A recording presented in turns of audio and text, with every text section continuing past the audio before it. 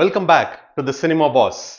Last week நம்ம மெதராசி and கூலி ஓட டிஸ்கஷன்ஸ் பார்த்துருந்தோம். பட் நான் ஒரு ஃபிலிம் பஃப் இல்லைங்களா, அதே மாதிரி என் பையன் தேஜஸ் கூட ஒரு ஃபிலிம் பஃப் தான். ஸோ புது படங்கள் மட்டும் இல்லாம எங்களுக்கு பிடிச்ச மோர்ஸோ அவனுக்கு பிடிச்ச கொஞ்சம் பழைய படங்களை கூட நம்ம டிஸ்கஸ் பண்ணலாம் அப்படிங்கிறது தான் இந்த சீரீஸோட ஐடியா. அவன் நிறைய கிட்ஸ் மாதிரி ஒரு தீவிர தளபதி ரசிகன். ஸோ விஜய் சார் பாலிடிக்ஸ்க்கு வந்ததுல பல கோடி கிட்ஸ்க்கு வருத்தம் இருந்திருக்கும், அதுல அவனும் ஒருத்தன். ஸோ ஓரளவுக்கு அவர் தோக்கணும்னே வேண்டிக்கிட்டான் ஃபர்ஸ்ட். இப்போ லைட்டா ஜெயிக்கணும்ட்டு இருந்தா கூட அவர் இன்னும் நிறைய படம் நடிக்க மாட்டாரா அப்படிங்கிற ஏக்கம் அவனுக்கு கண்டிப்பா இருக்கு. சரிங்களா? ஸோ அவனுக்கு ரொம்ப பிடிச்ச ரீசெண்டா வந்த தளபதி விஜயோட படம் is Beast. So this is his choice.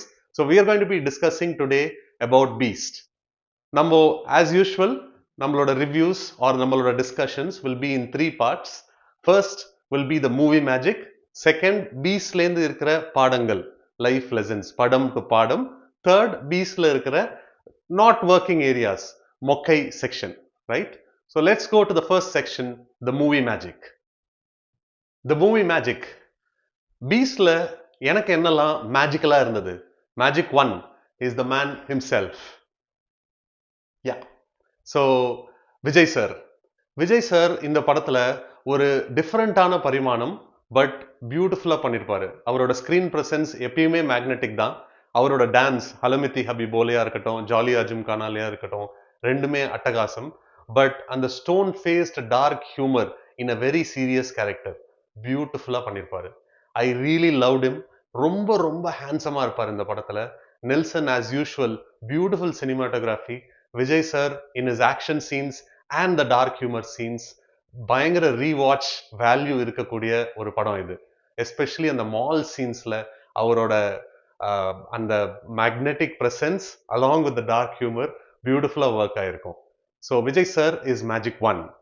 Magic 2 is Anirudh as usual நெல்சனுக்கு அவரோட பெஸ்ட் அவுட்புட் கொடுப்பாரு. இந்த படத்துல ரெண்டே பாட்டு தான். என்னோட ஃபேவரட் இஸ் ஜாலியோ ஜிம்கானா. இப்போ கூட எனக்கு கொஞ்சம் டவுனா இருக்கும்போது அந்த பாட்டை கேட்டா ஒரு துள்ளல் மனசுக்குள்ள வந்துடும். விஜய் சார் பியூட்டிஃபுல்லா பாடியிருப்பாரு அவரோட வாய்ஸ்ல அந்த பாட்டை. More than the songs, who can forget the darker, meaner, stronger background music that Anirudh gave. இன்னைக்கு கூட இட் கிவ்ஸ் கூஸ் பம்ப்ஸ். படத்துல அந்த சீன்ஸை வேற லெவலுக்கு எலவேட் பண்ற ஒரு பிஜிஎம் வந்து அனிருத் நம்மளுக்கு கொடுத்திருப்பாரு. The third magic is Nelson himself. இந்த செக்ஷன் ஆஃப் த மூவி, அதாவது அந்த மால்ல நடக்கிற அந்த humorous section after the hijack, amazing. அதாவது படம் பார்க்கும்போது நம்மளுக்கு அவ்வளோ கனெக்ட் ஆச்சா first time I don't know. But இப்பயும் ரீவாட்ச் வேல்யூ இருக்கிற சீன்ஸ்லாம் இதெல்லாம் தான். நம்மளுக்கு எப்பயாவது போர் அடிக்கும் போது திரும்ப திரும்ப நாங்கள் எங்கள் வீட்டில் போட்டு பார்த்துக்கிட்டே இருப்போம். somehow that man is able to crack this dark humor space like no other. Hats off Nelson sir. Though இந்த படம் 100% land ஆகலனா கூட there are a few beautiful scenes that really worked for me and more so for Tejas. Magic 4 is this first 10 or 15 minutes in the movie. ஒரு Vijay sir படத்துக்கு ரொம்ப டிஃப்ரெண்டான beginning and something that really set the bar high for the movie அப்படின்னு சொல்லலாம். எப்படி யோசிச்சாங்க, எப்படி execute பண்ணாங்கன்னு நினைச்சாலே அட்டகாசமா இருக்கு. ரொம்ப நல்ல ஒரு கான்ஃப்ளிக்ட் பாயிண்ட் அண்ட் ரொம்ப நல்ல ஆக்ஷன் கொரியோகிராஃபி, பியூட்டிஃபுல்லா நடிச்சிருப்பாங்க, பியூட்டிஃபுல்லா எடுத்திருப்பாங்க. The music compliments it. It just அப்படியே நம்ம சீட்ல ஏறி உட்கார்ற ஒரு ஃபீலிங் இந்த படத்தை ஸ்டார்ட் பண்ணும்போது. This is in itself for me worth the ticket price. Now on to our next section which is படம் டு பாடம். பீஸ்ட்ல நம்மளுக்கு இருக்கிற லைஃப் லெசன்ஸ் என்ன அப்படிங்கிறத பார்க்கலாம். மோர் தேன் நம்மளுக்கு, எனக்கு என்ன லைஃப் லெசன்ஸ் தோணுச்சு அப்படிங்கிறத பார்க்கலாம். First is the first section. அதாவது எப்படி வந்து எதிரிகளை கொல்லணும், ஆனா எதிரிகள்லையும் அப்பாவிகள் இருப்பாங்க அப்படிங்கிறது. அதாவது இந்த கொலாட்ரல் டேமேஜை எப்படி அவாய்ட் பண்ணணும். ஸோ நம்ம வந்து நம்மளோட வாழ்க்கையில நிறைய பேரை நம்மளுக்கு பிடிக்காது, ஆனா அந்த பர்சனை பிடிக்காது ஆர் அந்த ஆக்ஷனை பிடிக்காது அப்படிங்கிறது இருக்கலாம். பட் அவங்களோட சுற்று வட்டாரங்களே நம்மளுக்கு பிடிக்காது அப்படிங்கிறது வந்து கொஞ்சம் யோசிக்க வேண்டிய விஷயம். அவங்க சைட்லயும் சில நல்லவங்க இருப்பாங்க. ஸோ அவங்கள அஃபெக்ட் பண்ணாத மாதிரி நம்மளோட ஆக்ஷன்ஸ் இருக்கணும். மோர் சோ துஷ்டனை கண்டால் தூர விலகு. நம்ம வந்து பெருசா பழி வாங்குதல் அந்த மாதிரி இல்லாம இருக்கிறது பெட்டர். த செகண்ட் பாடம், அதாவது second life lesson for me, and நானே இதை அண்டர்கோ பண்ணியிருக்கேன். அதாவது லைஃப்ல ஒரு சின்ன டிப்ரெஷன், ஒரு ஒரு பர்டிகுலர் இன்சிடென்ட்னால ஆர் ஃபியூ இயர்ஸ் ஒரு இன்சிடென்ட் நம்மளுக்கு நடக்கிறதுனால நம்மளுக்கு ஒரு சின்ன டிப்ரெஷன் வரும்.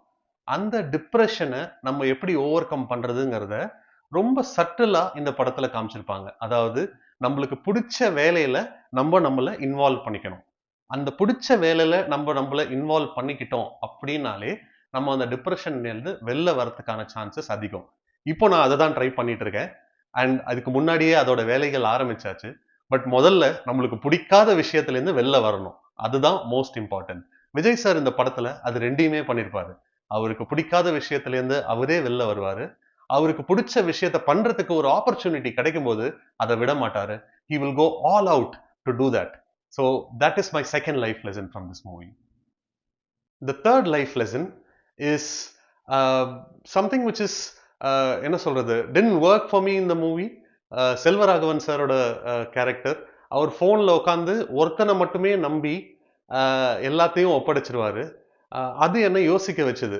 ஐ திங்க் வாழ்க்கையில் மோஸ்ட் விஷயங்கள் ஆர் அ டீம் கேம். நம்ம எல்லாரையும் சேர்த்துக்கிட்டு ஒரு குரூப்பாக ஒரு ஆக்டிவிட்டி பண்ணும்போது the chances of failure is much lesser. இந்த படத்துல of course hero is Vijay sir. So அவரை நம்பி தான் படமே நடக்கும், அதுல எதுவும் டவுட் இல்லை. பட் ஸ்டில் நம்ம வாழ்க்கையில ஒருத்தரை மட்டுமே நம்பி ஒரு ஃபுல் காரியத்தை ஒப்படைக்க கூடாது, ஆர் நம்ம மட்டுமே பண்ணிடலாம் அப்படின்னு நினைக்க கூடாது. we should form an able team, and அந்த டீம் வச்சுக்கிட்டு நம்ம அந்த வேலைகளை செய்யணும். And the final life lesson, number 4, is the way the movie panned out. Nelson சில இடங்கள்ல சொல்லியிருக்காரு, இந்த படத்துக்கு அவ்வளவா டைம் இல்லை, குயிக்கா ரைட் பண்ண அப்படிங்கிற மாதிரி. ஸோ ஐ திங்க் நம்ம எது பண்ணாலும் நம்மளோட ஸ்ட்ரெங்ஸ்க்கு ப்ளே பண்ணோம். பட் அதுக்கு முன்னாடி நம்ம பண்றது கரெக்டா இருக்கா, நம்ம அதுல கன்வின்ஸ்டா இருக்கோமா அப்படின்னு கன்வின்ஸ் நம்மளையே பண்ணிக்கிட்டு அதுக்கப்புறம் இறங்கணும். ஹாஃப் ஹார்ட்டடா இறங்கணும், இல்லை நம்மளால ஓகே முடிஞ்சதை பண்ணலாம் அப்படின்னு இறங்கணும்னா sometimes it may not work out. This film was an example for that. நிறைய இடம் சூப்பராக ஒர்க் ஆச்சு. பட் சில இடம் இன்னும் கொஞ்சம் டைம் இருந்து பியூட்டிஃபுல்லாக எழுதியிருந்தாருன்னா இன்னும் பியூட்டிஃபுல்லாக இருக்கும் அப்படின்னு தான் நினைக்கிறேன். இப்போ நம்ம அடுத்த செக்ஷனான த மொக்க செக்ஷனுக்கு போகலாம். இந்த படத்தில் கொஞ்சமே அதிகமான மொக்கைகள் இருந்தது அப்படின்னு தான் சொல்லணும். எக்ஸ்பெக்டேஷன் மீட்டர் ரொம்ப ஹையாக இருந்தது. பட் படம் பார்க்கும்போது லைட்டாக என்னடா இது கூர்கா படம் மாதிரி இருக்கே அப்படின்னு ஒரு ஃபீலிங் என் பையனுக்கும் வந்தது, எனக்கும் வந்தது. உங்களுக்கும் வந்ததா? வந்ததுன்னா கமெண்ட்ஸ்ல லீவ் பண்ணுங்க. ஆக்சுவலா சில சீன்ஸ் வந்து அதுல இன்னும் கொஞ்சம் பெட்டரா ஒர்க் ஆச்சு அப்படின்னு கூட எனக்கு ஃபீல் ஆச்சு. So first surprise was how did they choose this premise when இன்னொரு படம் ஆல்ரெடி ரிலீஸ் ஆயிருந்ததுன்னு நினைக்கிறேன் கூர்கா அந்த டைம்ல. ஸோ இந்த ப்ரிமைஸ் எதுக்கு சூஸ் பண்ணாங்க, அவங்கள ரொம்ப ரெஸ்ட்ரிக்ட் பண்ணிட்டாங்களோ அப்படிங்கிற மாதிரி தோணுச்சு. So that was the first மொக்கை ஃபார் மீ. மொக்கை நம்பர் 2 இஸ் இந்த செக்ஷன். எனக்கு இது ஒர்க்கே ஆகலை. அதாவது டாக்டர்கிட்ட போறாரு, டாக்டர் வந்து சேட்டு கல்யாணத்துக்கு போறேன், அங்க சூப்பர் ஃபிகர்லாம் வருவாங்க, வா நீ அதை பாரு அப்படின்னு சொல்றது. ரைட்டிங்ல மேபி ஒர்க் ஆயிருக்கலாம், பட் அது என்னமோ எனக்கு ரொம்ப சீப்பா பட்டுது. டார்க் ஹியூமர் தான், லாஜிக் இல்லை, பட் ஸ்டில் எனக்கு அது ஒர்க் ஆகலை. அதே மாதிரி மொக்கை நம்பர் 3 இஸ் மால்ல நடக்கிற சில ஃபைட்ஸ். அதுவும் அந்த காரெல்லாம் ஓட்டிட்டு லிஃப்ட்ல இருந்து பறந்து வருவாரு பாருங்க, அப்பா சுத்தமா முடியாதுங்க. அண்ட் மொக்கை நம்பர் 4 இஸ் உங்களுக்கே தெரியும், த கிளைமேக்ஸ் போர்ஷன். அதாவது அந்த மெயின் வில்லன் வந்து பாகிஸ்தான்ல இருக்காருன்னு இவர் ஒரு அது இது ஏர் ஜெட்டா whatever flight that he takes and then he goes directly to whatever place in Pakistan, தனி ஆளா போய் அவரை அப்படி தூக்கிட்டு வருவார் இல்லைங்களா. Hartley believable. ஹார்ட்லி பிலீவபிளா இருந்தாலும் கூட ஹார்ட்லி பிளாசிபிள், அதாவது நடக்கிறதுக்கான சாத்தியமே கிடையாது. இது வந்து something that they should have thought of. I think it was way beyond what audiences can believe. Excellent action choreography, graphics கூட ஒன்று ரெண்டு இடத்த தவிர மீதி எல்லா இடத்துலையும் இருக்கும். பட் பிகாஸ் அந்த சீன்ஸே நம்மளுக்கு பிலீவபிளா இல்லாததுனால இந்த படம் கொஞ்சம் ஒர்க் ஆகலையோ அப்படிங்கிற ஃபீலிங். அந்த கிளைமேக்ஸை கொஞ்சம் பெட்டரா எடுத்திருந்தாலே படம் பெட்டரா ஒர்க் ஆயிருக்கும்னு தான் நான் நினைக்கிறேன். ஸோ இந்த மொக்கைஸ் உங்களுக்கும் இதே தான் தோணுச்சா, வேற ஏதாவது தோணுச்சா சொல்லுங்க. But all in all the film work for me. நிறைய யோசிக்க வச்சுது, but more so it was great fun. So that's the discussion about Beast. உங்களுக்கு ஒரு சின்ன சர்ப்ரைஸ் கூட இருக்கு. என்னோட பையன் கூட பீஸ்ட் பத்தி பேச போறான். அது ஒரு தனி ஷார்ட்டா நான் அதை அப்லோட் பண்றேன். Please do watch that. But please do leave your feedback in the comments, and in case you like the video, please like it and please share to your friends and subscribe to my channel. Definitely you will not be disappointed. Thank you so much.